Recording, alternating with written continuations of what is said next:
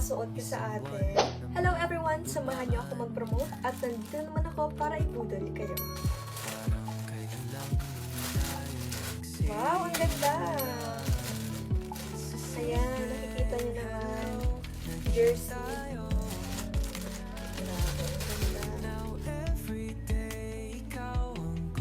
So, ito yung itsura niya. Yung grabe, ang ganda ng quality. So, medium yung kinuha natin. Tingnan nyo naman. Tingnan nyo naman. Sobrang ganda. Wow. Okay natin. So, ayan yung itsura niya kapag nakasuot ka sa atin. And, sa likod, ganda. Grabe, ang ganda. Anyway, meron akong sampling. Ganyan yung itsura niya kapag nakasuot. Grabe, ang ganda nito ah. Bumagay sa atin ah. Grabe, ang ganda. Ayan, sa mga gustong mag-avail, available here sa ating Yellow Basket. Check out now!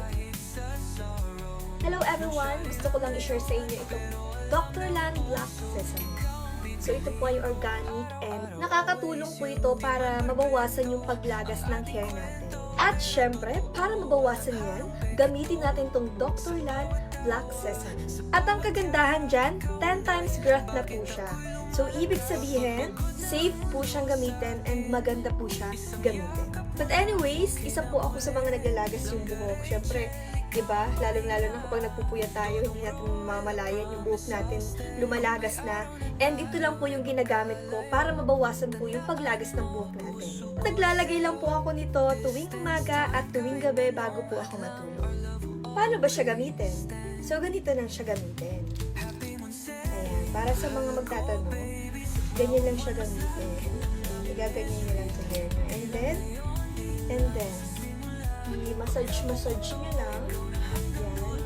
Kung may part naman kayo na medyo nawawala na ng buhok, may mga panot na kayo dyan, pwedeng halimbawa dito, yan, ganyan nyo lang. Ganyan nyo lang. And then, i-massage nyo. Ma-massage nyo lang. And then after nun, ganun lang. Ganun lang, para maging healthy yung hair natin. So, ganun nyo lang siya i-apply. I-massage nyo lang ng konti yung hair ninyo pagkatapos nyo mag-apply. And after nun, okay na. So, sa mga gustong mag-avail,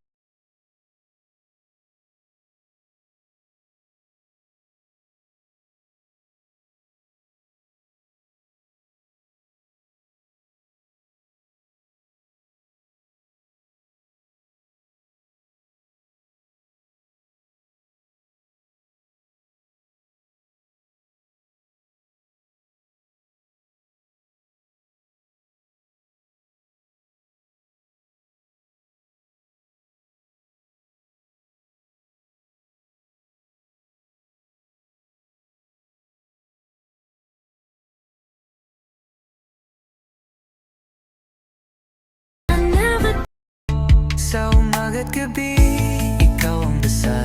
Sa bawat message, sa bawat tawag, Dodong Rel, sa'yo ako panatag. Langga Rachel, you're my comfort, my home.